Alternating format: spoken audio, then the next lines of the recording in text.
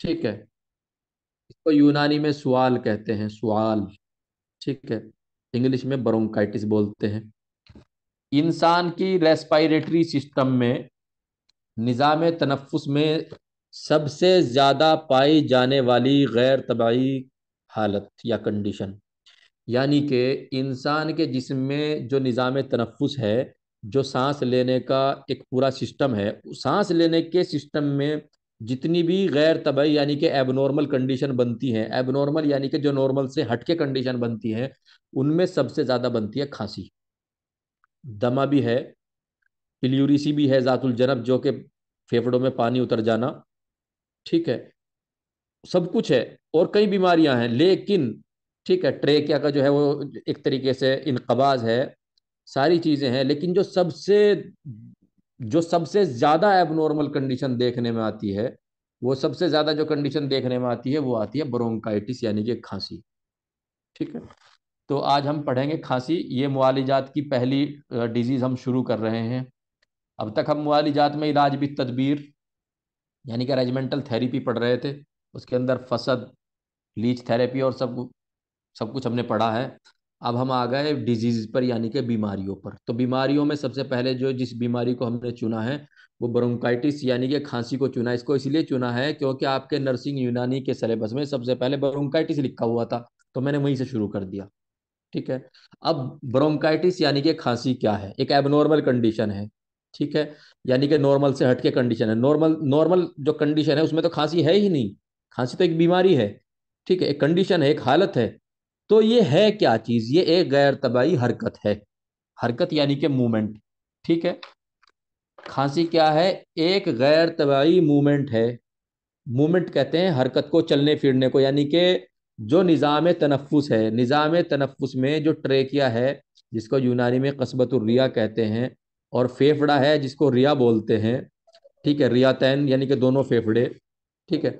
उनकी, और हिजाब हाजिज, हिजाब हाजिज क्या होता है? एक मांस का लोथड़ा है, एक पर्दा है जिसके ऊपर फेफड़े रखे हुए हैं। दोनों फेफड़े जिसके ऊपर रखे हुए हैं उसको हिजाब हाजिज, दयाफरगमा या डायफ्राम बोलते हैं। अब ये जो डायफ्राम है, ये एक तरीके से एक मेम्ब्रेन है। ठीक है, एक झिल्ली है, एक मोटी झिल्ली है मांस की। अब ये क्या काम करती है? जब फेफड़ों के अंदर से हवा बाहर निकालनी होती है तो ये ऊपर की तरफ सिकुड़ जाती है, और फेफड़े भिज जाते हैं, और फेफड़ों से जो हवा होती है वो नाक के जरिए से ट्रेकिया, और ट्रेकिया के बाद जो है नाक नजल कैविटी के जरिए से बाहर निकल जाती है। इसी तरीके से जब ये जो हिजाब हाजिज है ये नीचे की तरफ सरकता है, नीचे की तरफ खुलता है, डायलेट होता है, तो फेफड़े भी खुल जाते हैं। फेफड़े खुलते हैं तो हम लोग क्या करते हैं? सांस को जो है खींच लेते हैं, और फेफड़ों के अंदर सांस आ जाती है। और ये गैसियस एक्सचेंज जो है फिजियोलॉजी में हम पढ़ते हैं। फिलहाल हम इसको पढ़ रहे हैं मुआलिजात में। मुआलिजात में हम ये जो पूरा का पूरा सिस्टम है, इस पूरे के पूरे सिस्टम में होने वाला, यहाँ मुआलिजात में हम पढ़ रहे हैं ये जो पूरा सिस्टम है, जो रेस्पिरेटरी सिस्टम है, इसके अंदर जो इसका काम है सांस को लेना, सांस को निकालना, इसके अंदर होने वाली गैर तबाई एबनॉर्मल कंडीशन, यानी कि वो कंडीशन जो कि नॉर्मली नहीं पाई जानी चाहिए या नहीं पाई जाती है। ठीक है, वो क्या है? खांसी। वो क्या है? कसबतुर रिया का, फेफड़ों का यानी कि रियातैन का, और जो है हिजाब हाजिज यानी दया फरगमा की मूवमेंट है। दया फरगमा की मूवमेंट है, उसका चलत फिरत है, उसका जो है सिकुड़ना और फैलना है। और ये एक एबनॉर्मल कंडीशन है, और इस कंडीशन को खांसी बोलते हैं। ठीक है। सीना और फेफड़ों की हरकत का नाम, सीना, छाती और फेफड़ों की हरकत का नाम क्या है? स्वार है, खांसी है। जिससे इंसान की नेचुरल पावर, जो इंसान के अंदर एक नेचुरल पावर है, जो कि हर चीज को ये चाहती है कि वो सही सही सही रहे, ठीक है, उसको तबीयत भी बोलते हैं।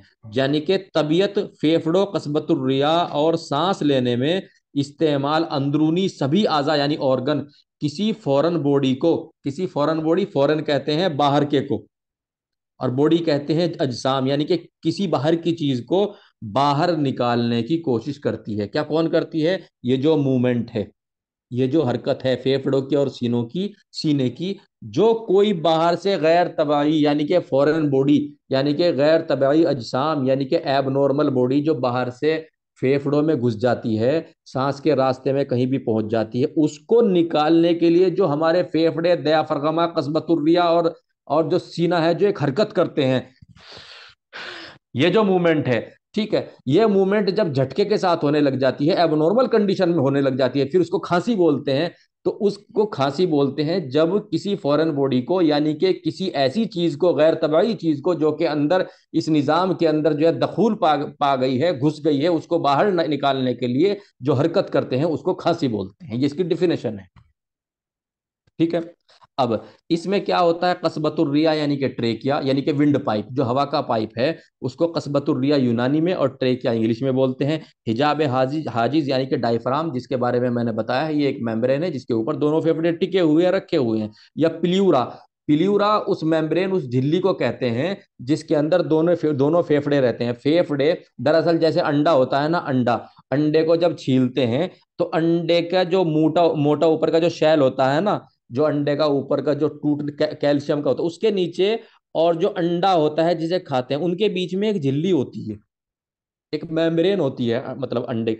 इसी तरीके से फेफड़ों के ऊपर जो है एक मेम्ब्रेन होती है, पतली जो है एक झिल्ली होती है। इस झिल्ली और फेफड़े के बीच में पानी भर जाता है। ये जो झिल्ली है, जो फेफड़ों के ऊपर चढ़ी हुई है, जिस तरीके से अंडे के ऊपर झिल्ली होती है, इस झिल्ली और फेफड़े के बीच में पानी भर जाता है। और ये जो पानी है ये इन्फेक्टेड फ्लूइड होता है। ठीक है। और अगर ये फ्लूइड जो है ये अंदर किसी तरीके से अंदर फेफड़ों में अंदर सरायत कर जाए, क्योंकि ये तो बाहर है, तो फिर भी क्या होती है, एक गैर तबाही हालत बनती है, उसको भी खांसी ही बोलते हैं। अब ये क्या कह रहे हैं, हिजाब हाजिज, प्लियूरा वगैरह, इसमें ये सभी आजा यानी कि ये सभी ऑर्गन खांसी आने में कुव्वत नफसानी यानी दिमागी कुव्वत की मदद लेती है। दिमागी कुव्वत, क्योंकि ये जो भी होता है, ये जो भी होता है ये दिमाग के हुक्म से होता है, क्योंकि इंसान के जिस्म में जितनी भी हरकतें होती हैं वो दिमाग के हुक्म से होती है, सिवाय कुछ को छोड़कर, जैसे कि लीवर जो है कुछ फैसले निज़ाम हजम के अपने आप ले लेता है। इस तरह की कुछ छोटी छोटी क्रियाएं हैं, नहीं तो जितने भी काम इंसान के जिस्म के हैं वो तमाम के तमाम काम इंसान के जो है दिमाग में जो सेंटर्स हैं, बोलने का सेंटर्स, ठीक, सुनने का सेंटर्स, वो ठीक है, चखने का सेंटर्स, जो कि महसूस कराते हैं, तो दिमाग की मदद करते हैं कौन, फेफड़े हुए, कसबतुर्रिया हुआ, हिजाब हाजिज हुआ, और सीने की जो मसल्स हैं वो सारी के सारे जो है दिमाग के उस सेंटर की मदद करते हैं। और उसके हुक्म से फिर क्या होता है, खांसी आती है, फिजियोलॉजी के खांसी आती है, और इसी को सवाल कहते हैं। और ये एक एबनॉर्मल कंडीशन है, और ये एक हरकत का नाम है, सीने का और सीने का, सीने की मांसपेशियों का और फेफड़ों का। समझ रहे हैं।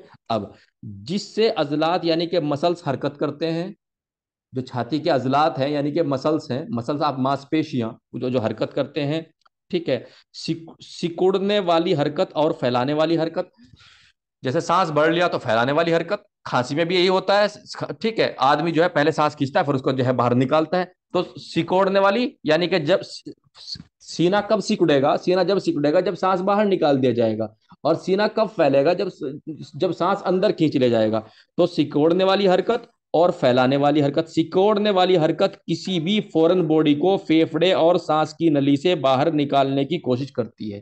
जो सिकोड़ने वाली जो मूवमेंट है, जो हरकत है, वो क्या करती है, अंदर कुछ भी है, अंदर कुछ भी है, कोई भी फॉरेन बॉडी है, चाहे वो कोई बलगम है, चाहे वो कोई म्यूकस है, ठीक है, चाहे वो कोई बलगम है, चाहे वो कोई म्यूकस है, और चाहे वो धूल मिट्टी के कण हैं, तो जो फेफड़ा और सीने की जो मसल्स हैं, और दयाफरगमा और कसबतुर्रिया यानी कि पूरा रेस्पिरेटरी सिस्टम है, ये जो फॉरेन बॉडी को यानी कि इन चीजों को बाहर निकालने का प्रयास करता है, ठीक है, एक एबनॉर्मल हरकत से, उसी को खांसी बोलते हैं। और किस तरीके से निकालने की कोशिश करता है, क्योंकि ये जो रास्ता है ये किसी बलगम के लिए नहीं बना, ये किसी धूल मिट्टी के लिए नहीं बना, ये बना है हवा की आवाजाही के लिए, यानी कि हवा के अंदर जाने के लिए और हवा के बाहर बाहर निकलने के लिए।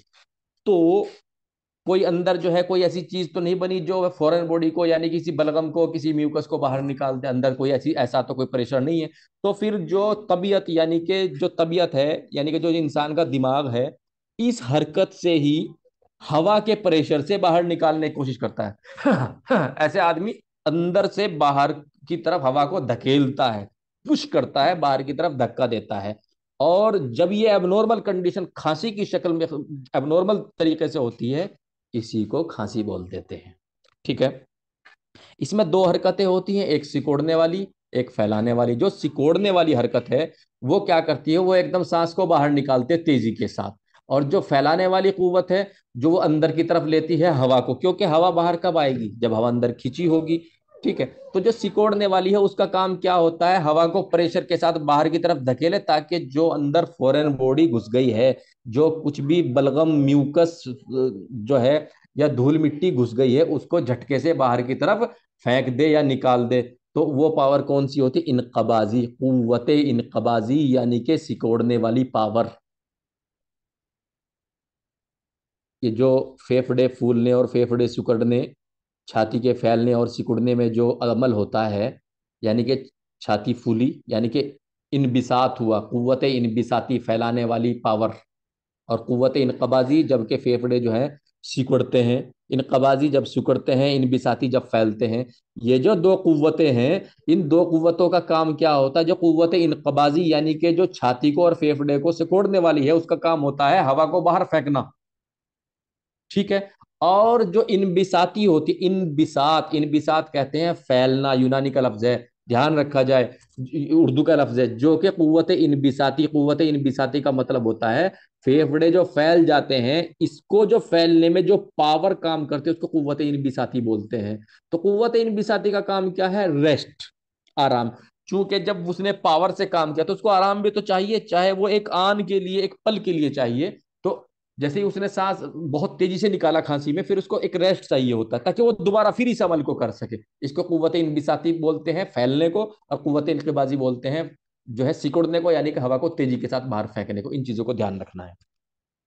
अब थोड़ा सा इसके अंदर दो पॉइंट और पैदा होते हैं, उन पर ध्यान दे लीजिए। जैसे कि अगर फेफड़ों यानी सांस की नली यानी कि हिजाबी हाजिज, फेफड़ों, फेफड़े लंग्स आप समझ रहे हैं, सांस की नली यानी कि ट्रेकिया यानी कि कस्बतुर्रिया, हिजाब हाजिज यानी कि डायफ्राम के साथ साथ कोई दूसरा उजू भी खांसी पैदा करने में सहयोग करे, तो इस सवाल खांसी को सवाल शिरकी कहते हैं। शिरक कहते हैं, शिरक। देखो, शिरक एक यूनानी उर्दू लफ्ज है जिसके मायने होता है मिलावट, किसी चीज में मिलावट कर देना। ठीक है, उसको शिरक बोलते हैं। जैसे कि मान लीजिए मिर्ची का पाउडर है, लाल मिर्ची का पाउडर है, उसके अंदर अगर ईंट का खोरा मिला दिया जाए तो वो क्या हुआ, वो शिरक हुआ। क्या हुआ, वो शिरक हो गया। ठीक है, मिला देना, किसी चीज को उसमें मिला देना और मिला करके ऐसा रंग पैदा कर देना कि उसको पहचानना थोड़ा मुश्किल हो जाए।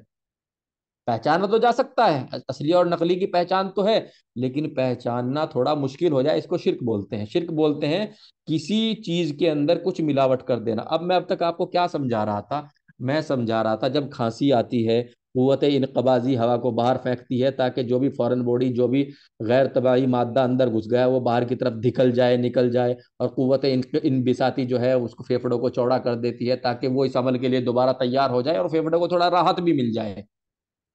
ठीक है।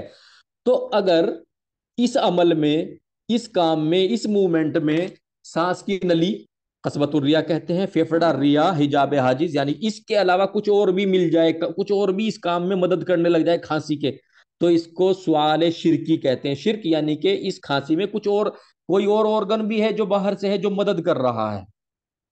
अब तक तो फेफड़े मदद कर रहे थे, सीने की जो मसल्स है वो काम कर रही थी, और सांस की जो नली है कसबतुरिया वो काम कर रही थी, दयाफरगमा जो एक झिल्ली है जो ऊपर नीचे उसको जो है पुशअप करती है, वो काम। इसके अलावा अगर कोई और उजू भी काम करने लग जाए, यानी किसी और उजू की मिलावट भी इसके अंदर हो जाए, तो इस सवाल को, इस खांसी को सवाल शिरकी कहते हैं। ठीक है। इसमें असब या किसी और वजह से निजाम तनफ्फुस यानी कि रेस्पिरेटरी ऑर्गन्स प्रभावित होते हैं और खांसी आती है। इनका कहने का मतलब ये है इनका कहने का मतलब ये है कि अगर नर्वस सिस्टम जो है इसमें अपना अमल दखल करना शुरू कर दे, जो नर्वस सिस्टम है, जो सेंस वाला सिस्टम है, अगर वो इसके अंदर अपना अमल दखल यानी कि अपना अपना अपनी टांग अड़ानी शुरू कर दे, वो भी अपना मामला हल करना शुरू कर दे, ठीक है, तो इसको जो है सवाल शिरकी कहते हैं। जब कोई बाहर का उजू, क्योंकि सांस लेना सांस निकालना जो है ये नर्वस सिस्टम का काम नहीं है, असब का काम थोड़ा ही है, ये तो सांस लेने वाले सिस्टम यानी कि रेस्पिरेटरी सिस्टम में जितने भी उजू ऑर्गन है उनका काम है, ठीक है। नर्वस सिस्टम का काम क्या है? महसूस करना। लेकिन अगर नर्वस सिस्टम भी इसको महसूस कर रहा है, उसकी वजह से भी खांसी आ रही है, तो इस सवाल को सवाल नहीं, सवाल शिरकी कहेंगे, क्योंकि शिरक हो गया है, एक बाहर का उजू शामिल हो गया है इस मूवमेंट में, इस गैर तबी हरकत में, ठीक है। इसको क्या कहेंगे? सवाल शिरकी। क्यों? क्योंकि इस तरह के मैसेज बनने लग जाते हैं, इस तरह के मैसेज नर्वस सिस्टम से रिलीज होने लगते हैं कि नर्वस सिस्टम ये चाहता है कि तुम भी इसके साथ ऐड हो जाओ रेस्पिरेटरी सिस्टम के और खांसी दिलाओ। नर्वस सिस्टम को ऐसा लगने लग जाता है कि जैसे कोई चीज अंदर फंसी हुई है। जैसे कि मान लीजिए कई बार ट्रेकिया में इन्फ्लामेशन होता है, ट्रेकिया यानी कि जो सांस की नली, उसके अंदर इन्फ्लामेशन यानी कि स्वेलिंग आ जाती है। दरअसल होती तो वह स्वेलिंग है, लेकिन लेकिन जो जो नर्वस सिस्टम है उसको मैसेज पहुंचता है शायद अंदर कुछ फंसा हुआ है। वो जो भारीपन होता है, होता तो वो स्वेलिंग का है, सूजन का होता है।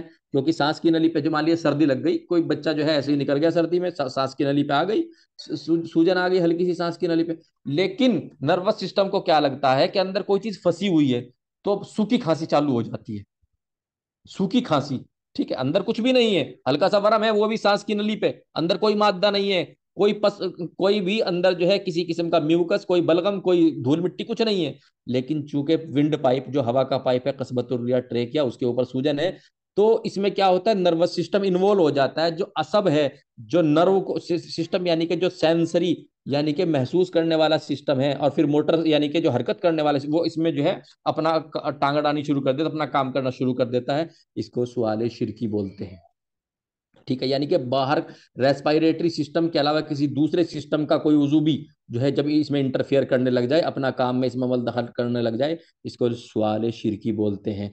एक चीज और होती है इसमें, एक होती है सवाल असली, सवाल असली या सवाल मर्जी। देखिए, अगर बाहर का कोई उजू अपना इंटरफेयर कर रहा है, ठीक है, अपनी टांग अड़ा रहा है बिना बात के, जो है उसमें अपना अमल दखल कर रहा है, तो सवाल शिरकी, क्योंकि शिरक हुआ, बाहर की चीज उसमें आई।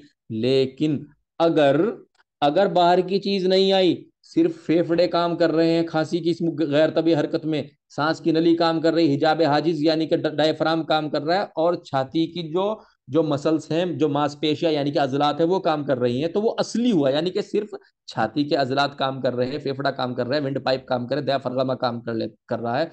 तो इस हालत में क्या करते हैं, इसको क्या कहते हैं, इसको सवाल असली यानी कि ओरिजिनल खांसी बोलते हैं, या सवाल मर्जी यानी कि खांसी का मर्ज पैदा हो गया है, ठीक है।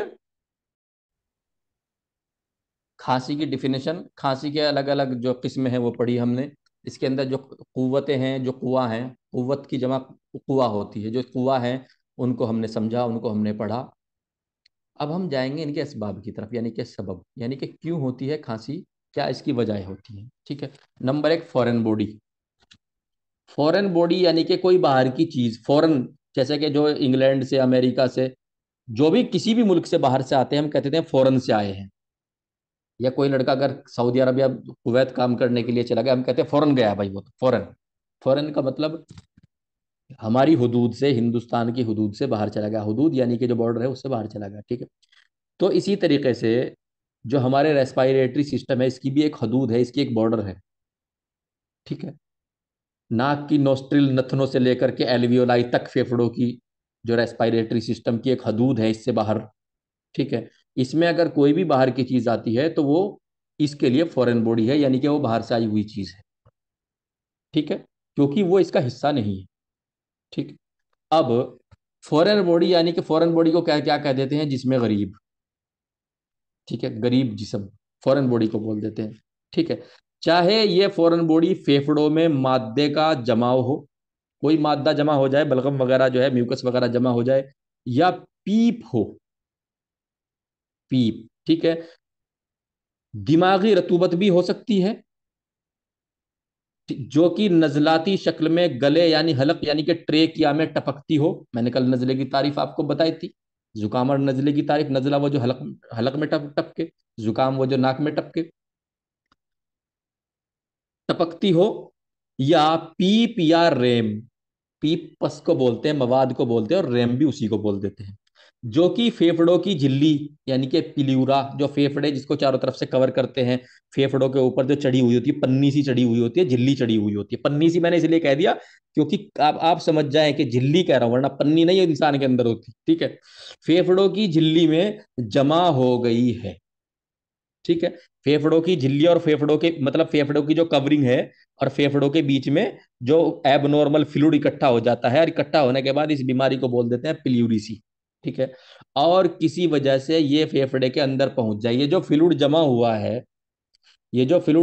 है फेफड़े की झिल्ली और फेफड़ों के बीच में, अगर ये किसी तरह फेफड़े के अंदर पहुंच जाए, क्योंकि अभी तक तो ये फेफड़े से बाहर है ना, झिल्ली से अंदर है लेकिन फेफड़े से बाहर है, लेकिन अगर ये किसी तरीके अंदर आ जाए, ब्रोंक्योल्स में आ जाए, अल्वियोला तक टच करने लग जाए, ठीक है, तो फिर ये क्या हो गया, पीप। इसी तरीके से जो सांस के अंदर से बाहर, पीप कहां से आएगा, पीप अंदर से ही आएगा। पीप ऐसे तो नहीं है कि हवा में उड़ के पीप घुसेगा नाक में। पीप जो है वो इंसान के खुद के जिस्म से आएगा। और जो फॉरेन बॉडी, जो धूल धब्बाल है, वो बाहर एनवायरमेंट से आएगा, ठीक है। और जो म्यूकस है, जो तो दिमाग से रतूबत आएंगी, ठीक है। और म्यूकस है वो भी आएंगी। तो ये सारी चीजें, ये सारी की सारी जो है फॉरेन बॉडीज हैं, यानी कि बाहर की चीजें हैं। इनका सांस की नली में, निजाम तनफ्फुस में, फेफड़ों में कोई जगह नहीं है। क्योंकि निजाम तनफ्फुस में अगर किसी की जगह है तो सिर्फ हवा की। हवा के लिए बना है निजाम तनफ्फुस, यानी कि हवा, यानी कि सांस आ सके, सांस जा सके। तो अगर इसके अलावा, हवा के अलावा कोई भी चीज अगर इस रास्ते में आती है, सांस के रास्ते में आती है, तो वो फॉरेन बॉडी है। तो पहली वजह क्या हुई, फॉरेन बॉडी, चाहे वो कोई म्यूकस है, नजला है, धूल दब्बाल है, या पीप। उसके बाद नजला व जुकाम अगर किसी को हो जाए, तो नजला और जुकाम की जो रतूबात है वो भी विंड पाइप में ही डलेंगी। अगर डलती हैं तो, अगर वो नाक से बाहर खारिज नहीं होती और विंड पाइप में जाती हैं, तो रेस्पिरेटरी सिस्टम को डिस्टर्ब करती हैं, तो वो भी। गर्द व गुब्बार, इसको दोबारा थोड़ा सा, इस चीज को हम फॉरेन बॉडी में भी समझ सकते हैं और अलग से भी हमने इसको लिख दिया है। उसके बाद अलामात, ये हमारे सबब थे। सबब के बाद अब हम पढ़ते हैं अलामात, यानी कि निशानियां क्या क्या होती हैं, ठीक है। नजला व जुकाम, यानी कि किसी को नजला और जुकाम हुआ, उसके बाद बलगम को निकालने की कोशिश में खांसी पैदा हो जाती है, ठीक है। नजला और जुकाम हुआ, और जो रतुबात दिमाग वगैरह से कहीं से भी आई थी, वो रतुबात जो है वो सांस की नली पे गिरने लग गई, वो रतुबात जो है बाहर की तरफ खारिज नहीं हुई, ठीक है। तो उसके नतीजे में भी खांसी आ सकती है। अब नजला हाद भी हो सकता है, मुजमिन भी हो सकता है। हाद वो बीमारी होती है जो फौरन हुई और बहुत सारा बिगाड़ पैदा किया और थोड़ी देर में ही खत्म हो गई। या तो आदमी खत्म हो गया, या वो बीमारी खत्म हो गई। हार्ट बीमारी की आज के टाइम में सबसे अच्छी जो एग्जाम्पल है वो कोरोना की बीमारी। अभी हमने देखा है साल 2 साल पहले किस तरीके से कितना बुरा हश्र किया। किसी टाइम पे स्मॉल पॉक्स जिसे माता बोलते थे, उस बीमारी ने इससे भी बुरा हाल किया था, ठीक है। लेकिन चूंकि माता हम लोगों ने देखी नहीं, हमारी एज वालों ने नहीं देखी है, तो हमारे लिए सबसे बड़ा शानदार और जो खतरनाक जो एग्जाम्पल है वो है कोरोना। कोरोना एक एक्यूट डिजीज के बारे में जब दूसरी लहर में आया, तो फिर बहुत खतरनाक, बहुतों ने अपने अपने खोए हैं और बहुत बड़ा कोहराम मचा है। तो एक्यूट डिजीज का सबसे बड़ा जो एग्जाम्पल है, जो उदाहरण है, वो कोरोना। एक्यूट एक्यूट बीमारी उनको कहते हैं जिनका टाइम तो थोड़ा होता है लेकिन बर्बादी उनसे बहुत ज्यादा होती है। क्रोनिक डिजीज उन बीमारियों को बोलते हैं जिनका टाइम पीरियड तो होता है बहुत लंबा, यानी कि उनको जिस्म के अंदर गड़बड़ी करने का टाइम मिलता है बहुत लंबा, लेकिन वो थोड़ा थोड़ा थोड़ा करके खाती है इंसान को, ठीक है। घुन की तरह इंसान को खोखला करती है, एक बार इंसान को खत्म नहीं करती। तो जो क्रोनिक डिजीज है उसकी सबसे अच्छी जो है, सबसे अच्छा जो एग्जाम्पल है, सबसे अच्छा जो उदाहरण है क्रोनिक डिजीज का, यानी कि जो इस तरीके से जो घुंड की तरह खाती है आराम आराम से, वो है ट्यूबरकुलोसिस, टीबी। टीबी आदमी को एकदम नहीं मारती, टीबी आदमी को सड़ा सड़ा के मारती है, आराम आराम से मारती है, ठीक है। तो यहाँ पे ये क्रोनिक और एक्यूट की जो मैंने एग्जाम्पल दिया है आपको समझाने के लिए कि एक्यूट क्या चीज होती है। ये लफ्ज बार बार आएगा मुआलिजात में, मेडिसिन में ये लफ्ज बार बार आएगा, क्योंकि बीमारियों बीमारियों की कंडीशन बहुत सी एक्यूट भी होती है, क्रोनिक भी होती है। उनके बहुत तेजी के साथ होने वाले शॉर्ट टर्म हमले भी होते हैं, और लॉन्ग टर्म उनके इन्फ्लामेशन इन्फेक्शन भी होते हैं, ठीक है। तो इस तरह का नजला जो एकदम आए और एकदम जो है सब कुछ खराब करके चला जाए, वो एक्यूट हुआ। और इस तरह का कोई इस नजलावी रुतूबत जो आराम आराम से गिर रही है और गड़बड़ी और खराबी पैदा कर रही है, लेकिन आराम आराम से गिर रही है। ठीक है, ये सब के सब क्या हुए, ये अलामात है, ये निशानियां हैं जिससे जो है सवाल यानी कि खांसी पैदा होती है। अब इसके लिए हम कुछ इन्वेस्टिगेशंस कराते हैं, जांचें करा लेते हैं। ठीक है, जांचें क्या कराते हैं, छाती का एक्सरे करा लेते हैं, एक्सरे चेस्ट बोलते हैं इसको। नंबर दो सीबीसी, ठीक है, कंप्लीट ब्लड काउंट। ठीक है, जिसके अंदर जो है हीमोग्लोबिन आता है, टीएलसी आ जाती है इन्फेक्शन, ठीक है, डीएलसी आती है, डिफरेंशिएट ल्यूकोसाइट काउंट आ जाती है, प्लेटलेट्स आ जाती है। प्लेटलेट्स को आप ऐसे समझ लीजिए यानी कि इम्यूनिटी पावर, एक तरीके से इंसान की कंडीशन कैसी है उसका पता लग जाता है प्लेटलेट्स। और प्लेटलेट्स भी जो है वो भी खून ही है, इसको दमे असफर यानी कि पीला खून बोल देते हैं। ठीक है, थ्रोम्बोसाइट्स। अब सीबीसी में ये आता है, इसके अलावा और कई चीज आते हैं, एमसीएच, एमसीवी और ये आती है। ठीक है, एक होता है ईएसआर, यानी कि इससे ये पता लगता है, ईएसआर जो है एक मानक है, एक पैमाना है जिससे ये पता लग जाता है कि कोई बीमारी जो है वो फेफड़ों में कितनी गड़बड़ी कर रही है। खासतौर से टीबी के मरीजों का ज्यादातर ईएसआर करा लेते हैं। इसके बाद स्पुटम जो है क्या कहते हैं, रूटीन माइक्रोस्कोप में जिस तरह पेशाब कराते हैं, इस तरह स्पुटम यानी कि अगर बलगम आ रहा है, सूखी खांसी नहीं है, तो उसकी भी जांच करा लेते हैं। ठीक है, ये तो हो गए इन्वेस्टिगेशन यानी कि जांचें। अब अब हम पढ़ेंगे ट्रीटमेंट। ट्रीटमेंट में पहले हम यूनानी ट्रीटमेंट पढ़ेंगे। यूनानी ट्रीटमेंट के बाद हम इंग्लिश ट्रीटमेंट पढ़ेंगे। तो यूनानी ट्रीटमेंट क्या है, नजला व जुकाम के बाद की खांसी हो तो, ठीक है, उसमें क्या देंगे, जूफा देंगे, इंजीर, मेथी। मेथी को यूनानी में हुलबा कहते हैं, हुलबा। ठीक है, मुलेठी, ईरसा को जोशांदा बनाकर शहद मिलाकर पिलाएं।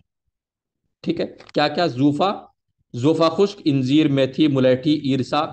ठीक है, इनका जोशांदा, अगर नजला और जुकाम के बाद खांसी बनी, नजला और जुकाम के बाद खांसी कैसे बनती है, नजला जुकाम हुआ, नजला जुकाम ठीक हो गया, लेकिन उसकी वजह से जो अंदर जो है, जो इल्तहाब पैदा हुआ, जो इन्फ्लामेशन पैदा हुआ, उसके उसके नतीजे में जो है एक सूखी खांसी हो जाती है। उसमें क्या चलते हैं, उसमें सब चीजें चलती है, जोफा, इंजीर, मेथी, मुलेठी, ईरसा, इनका जोशांदा बना करके मरीज को पिला देते हैं। अब एक होता है नजला हार, यानी कि जिसका ऐसा नजला जिसका मिजाज हार यानी कि गर्म हो, यानी कि गर्म नजला। उसमें क्या देते हैं, शरबत खशखाश देते हैं। खशखाश क्या होती है, अफीम के दरख्त से हासिल होती है खशखाश। अफीम का जो मिजाज होता है वो सर्द यानी कि ठंडा होता है। ठीक है, तो चूंकि ये नजला हार यानी कि गर्म नजला है, तो इलाज भी जिद यानी कि मुखालिफ इलाज के तहत जो है, इसमें क्या चलाते हैं, शरबत खशखाश चलाते हैं, अजवाइन खुरासानी चलाते हैं। ठीक है, बाकला चलाते हैं, बरगे आस जिसको मुर्रद भी बोलते हैं वो चलाते हैं, गुले सुर्ख यानी कि गुलाब के फूल चलाते हैं, पानी में जोश देकर मरीज को शहद मिला करके पिलाते हैं। ठीक है, एक हब्बुस सुआल नाम की टैबलेट आती है, उसको भी मरीज को चुषवा सकते हैं। हब्बुस सुआल हमदर्द की आती है और बाकी कंपनियों की भी आती है। नजला मुजमिन यानी कि क्रोनिक कोरिजा या क्रोनिक यानी कि पुराना नजला, पुराने नजले की वजह से अंदर अगर खांसी हो गई हो तो उसमें क्या देंगे, उसका नुस्खा ऐसा है, बादियान तुख्म करफस, मुलहटी यानी कि असलसूस, ठीक है, जोफा खुश्क, परसियां वशा, जोशांदा बनाकर शहद मिला करके पिलाएं। अब बलगम अगर निकल रहा हो, एक कंडीशन ये, अगर बलगम निकल रहा हो तो उसमें क्या देंगे, बहदाना देंगे, उन्नाब देंगे, सपिस्ता देंगे, तुख्म खत्मी देंगे। वो सब चीजें देंगे जिसके अंदर राल होती है, राल होती है, ताकि निकलने में लेस होती है, ताकि निकालने में आसानी हो। अगर निकल रहा है तो क्या देंगे, बहदाना देंगे, इसके अंदर भी राल होती है, उन्नाब के अंदर भी, सपिस्ता के अंदर भी, तुख्म खत्मी, खब्बाजी का जो शानदा मिलाकर ऊपर से शहद मिलाकर टेस्ट के लिए, और शहद जो है वो एक तरीके का एंटीबायोटिक भी है, मिला करके पिला दें। ये सारे के सारे कैसे हैं, ये सारे के सारे यूनानी इलाज हैं। इनको अच्छे से याद कर लेना, इनको अच्छे से समझ लेना, रटना नहीं है, दिमाग में बिठाने की कोशिश करना, ना बैठे तो इनको थोड़ा सा और अच्छे से याद कर लेना, कम से कम 5-7 बार या देखोगे तो याद हो जाएगा। ठीक है, अब हम पढ़ते हैं इंग्लिश ट्रीटमेंट। इंग्लिश ट्रीटमेंट में क्या होता है, अगर अपर रेस्पिरेटरी सिस्टम, ठीक है, यानी कि हलक से ऊपर ऊपर का जो रेस्पिरेटरी सिस्टम है, हलक तक का जो रेस्पिरेटरी सिस्टम है, इसको बोलते हैं अपर रेस्पिरेटरी सिस्टम, यानी कि रेस्पिरेटरी का ऊपर ऊपर का हिस्सा।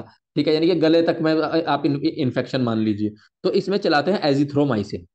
500 mg दिन में एक बार रोजाना देते हैं, ये एक एंटीबायोटिक है, एजिथ्रोमाइसिन 500 mg दिन में एक बार देते हैं। और याद रखा जाए, कोई भी एंटीबायोटिक जो हम चलाते हैं कम से कम 3 दिन के लिए चलाते हैं। ठीक है, 3 दिन से पहले अगर किसी एंटीबायोटिक को चलाते हैं तो उसको बंद नहीं करते। ठीक है, नहीं तो वो जो है रेसिस्ट हो जाता है और फिर वो आगे काम नहीं करता। अब नंबर 2 क्या हो इसमें, फिर या हम चलाएंगे टैबलेट सेफेक्सिम, ये भी एंटीबायोटिक है। 200 mg की एक टैबलेट सुबह, एक टैबलेट शाम, कम से कम 3 दिन, नहीं तो 5 दिन, नहीं तो 7 दिन देंगे। अब जब ये देंगे, जब हम इंग्लिश ट्रीटमेंट करते हैं तो फिर हम जो है पेंटापराजोल, एसिलोक, रेवापराजोल, ठीक है, ये सब सब कुछ चलाते हैं। ये किस लिए चलाते हैं? जो अंदर एंग्जाइटी बनती है, जो अंदर गैस तेजाब बनता है, इसको खत्म कर देता है। कई मरीज ये भी कहते हैं डॉक्टर क्यों आजकल जागरूकता बढ़ गई है, लोग यूट्यूब यूट्यूब देख करके बहुत एक्टिव हो रहे हैं। तो हो क्या रहा है, कई लोग क्या कहते हैं, डॉक्टर साहब मुझे क्यों पेंटाप्रोजोल दे रहे हो, मुझे तो गैस नहीं बन रहा। अरे भाई तुझे गैस नहीं बनना, ये इंग्लिश दवाई तो गैस बना सकती है जो तुम खा रहे हो। तुम अपने लिए ना लो, इसको हजम करने के लिए ले लो। उसको ऐसे समझाइए, ठीक है।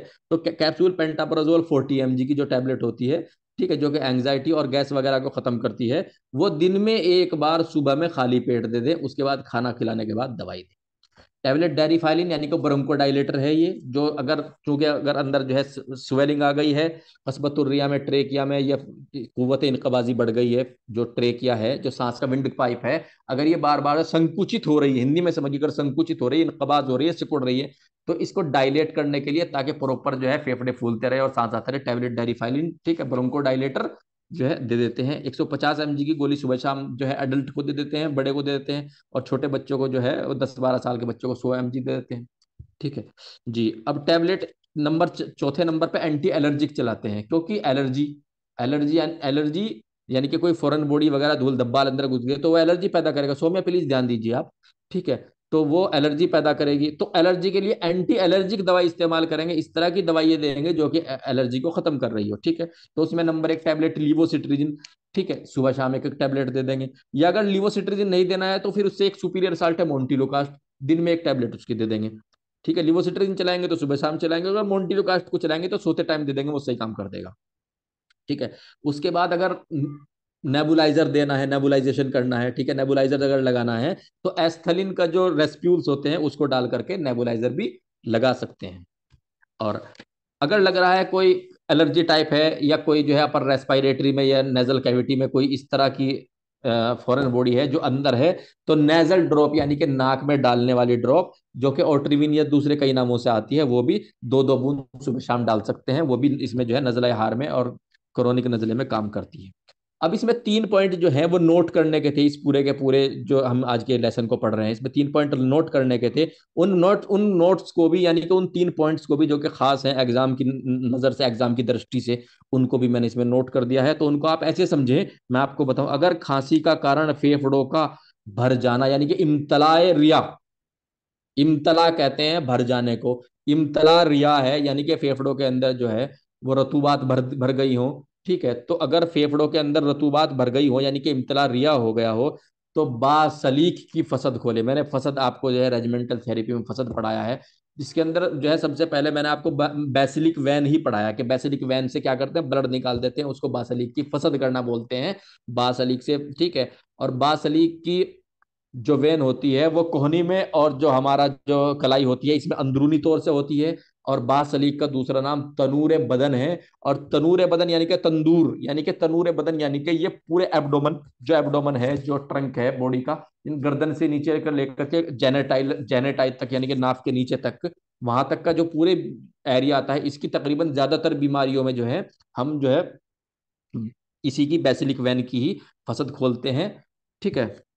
तो इसकी फसल खोलते हैं, ये अंदरूनी तरफ होती है कोहने में, ठीक है। इसको तनूरे बदन भी बोलते हैं, ठीक है। तो याद रखा जाए इसको कि अगर खांसी का कारण फेफड़ों का भर जाना यानी कि इम्तिला, यानी कि उसके अंदर रतूबात भर गई हैं, कुछ फ्लूइड्स भर गए हैं, ठीक है, इकट्ठे हो रहे हैं, जमा होने शुरू हो गए हैं, तो इसमें बेसिलिक वेन की फसल खोलेंगे। ये पूछा जा सकता है कि इम्तिलाए रिया में जो है किसकी फसल खोलते हैं, ठीक है, बेसिलिक वेन, इसको तंदूर बदन बोलते हैं, तंदूर बोलते हैं एक तरीके से, कैसे याद रखिए। ये पहला नोट है जिसको आप, पहला पॉइंट है जिसको आपको याद रखना इंपॉर्टेंट है। दूसरा इसके अंदर क्या पॉइंट है, सूए मिजाज बारिद, यानी कि फेफड़े जो है वो ठंड को हासिल कर ले। सू कहते हैं एबनॉर्मल को, ठीक है, मिजाज कहते हैं टेम्परामेंट को, और बारिद कहते हैं ठंडे को, यानी कि फेफड़ों का जो टेम्परामेंट है वो ठंडा हो जाए, यानी कि एबनॉर्मल हो जाए। सू का मतलब होता है, सू का मतलब एबनॉर्मल, ठीक है, यानी कि फेफड़ों के मिजाज का ठंडा हो जाना। तो माजून तुफ़ा खिलाएंगे, एक माजून होती है, इसको माजून तुफ़ा बोलते हैं, अगर फेफड़े जो है ठंड पकड़ ले, ठीक है, तो उसमें माजून तुफ़ा खिलाएंगे अगर फेफड़े ठंड पकड़ लें। पॉइंट नंबर 3 जो कि इंपॉर्टेंट पॉइंट है, वो जो पूछा जा सकता है एग्जाम में, ठीक है, वो क्या है, सीने के मर्जों में, जो छाती के मर्ज होते हैं, सीने के मर्जों में लौक का इस्तेमाल करते हैं। ये सवाल भी कई बार आया हुआ है, सीने के मर्ज में क्या इस्तेमाल करते हैं, जवारी इस्तेमाल करते हैं, माजून इस्तेमाल करते हैं, खमीरा इस्तेमाल करते हैं, या लौक इस्तेमाल करते हैं, तो जवाब आएगा लौक इस्तेमाल करते हैं, ठीक है, तो सीने के मर्जों में लवुक इस्तेमाल करते हैं, जो कि एक मुरक्कब दवा है। ठीक है, ये और आज का हमें इतना ही पढ़ना था। अब जो है अगर किसी को कुछ सवाल पूछना है तो मुझे पूछ लीजिए, उसके बाद हम क्लास एंड करते हैं।